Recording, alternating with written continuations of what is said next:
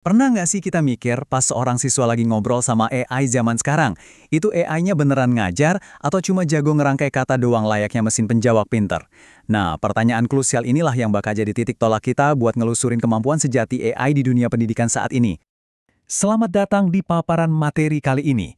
Hari ini kita bakal ngebedah habis-habisan sebuah cetak biru dari arsitektur yang benar-benar revolusioner, namanya Maestro. Ingatnya, ini bukan sekedar chatbot biasa.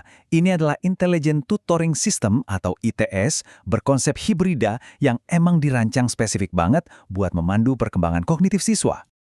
Oke, ini rute perjalanan kita hari ini. Kita mulai dari ngeliat visi kurikulum Merdeka, lalu ngebahas arsitektur hibrida Maestro, membedah jeroan mesin Q-Learning dan LLM, sampai akhirnya ngebuktiin stabilitas dan konvergensi sistemnya. Sip! Langsung aja kita masuk ke bagian 1, visi kurikulum Merdeka. Gini, visi utama kurikulum Merdeka di Indonesia kan buat mendorong deep learning atau pembelajaran mendalam, di mana pemikiran kritis siswa jadi pusatnya. Tapi kelemahan AI konvensional zaman sekarang tuh, mereka kaku banget, terjebak di model one size fits all atau seragam untuk semua orang. Terus, model generatif yang lagi ngetren sekarang, sering banget halusinasi, ngasih jawaban salah kaprah, karena mereka nggak punya pijakan strategi pedagogis jangka panjang. Mereka nggak tahu kapan harus nyemangatin siswa atau kapan harus ngasih tantangan yang lebih susah. Nah, buat ngatasin masalah itu, kita harus balik ke fondasi. Kita pinjam konsep pedagogi klasik dari Vygotsky, yaitu Zone of Proximal Development atau ZPD. Intinya sederhana banget. Tutor yang hebat, mau itu manusia atau AI, wajib tahu persis di mana posisi mental siswanya saat itu. Dari situ, mereka baru ngasih bantuan terstruktur, atau istilah kerennya scaffolding secukupnya aja, biar si anak bisa capai potensi maksimal. AI harus bisa nebak zona ini dengan sangat akurat. Lanjut ke bagian 2, arsitektur hibrida Maestro. Sebelum kita ngomongin mesinnya, kita wajib paham dulu teori beban kognitif dari Sweller. Kenapa ini krusial? Karena AI pengajar tuh harus ngontrol ketat kompleksitas materi. Kalau AI ngejelasin kepanjangan atau terlalu ribet, itu bakal jadi beban ekstrenius yang malah bikin memori kerja anak jadi overload. Nggak mau kan anak malah blank? Makanya, Maestro dirancang biar selalu fokus ke beban Germaine, alias usaha mental yang benar-benar produktif aja. Dan disinilah letak kejeniusannya. Coba bayangin konsep otak dan mulut. Sistem Maestro ini misahin dua hal itu. Otaknya adalah mesin pengambil keputusan berbasis reinforcement learning atau Q-learning. Dia yang mikirin strategi jangka panjang secara dingin dan matematis. Nah, mulutnya adalah mesin komunikasi berbasis LLM. Dia yang bertugas nerjemahin strategi dingin tadi jadi obrolan yang hangat dan natural layaknya manusia.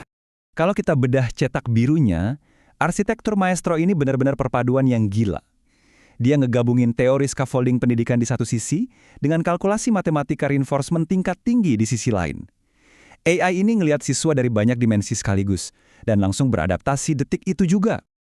Oke, sekarang kita masuk ke bagian 3, Q-Learning dan mesin LLM.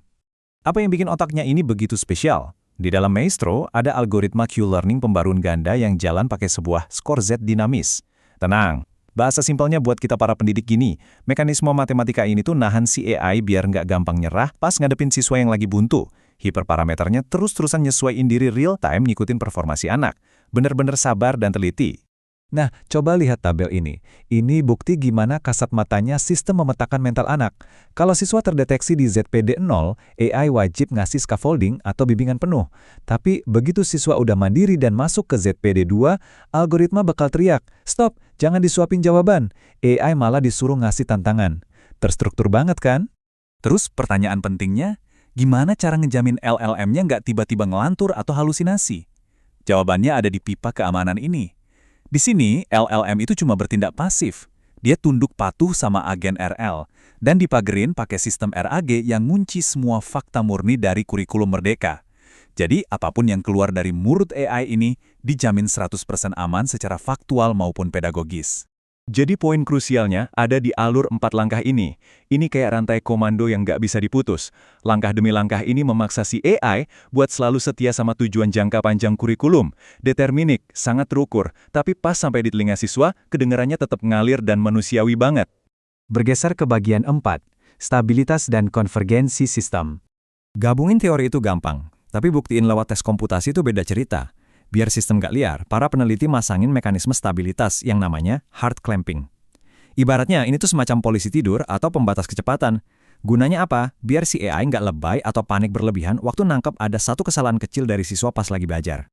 Dan tebak hasilnya, bam! Ada peningkatan efektivitas pembelajaran yang lumayan banget, sebesar 15,3%.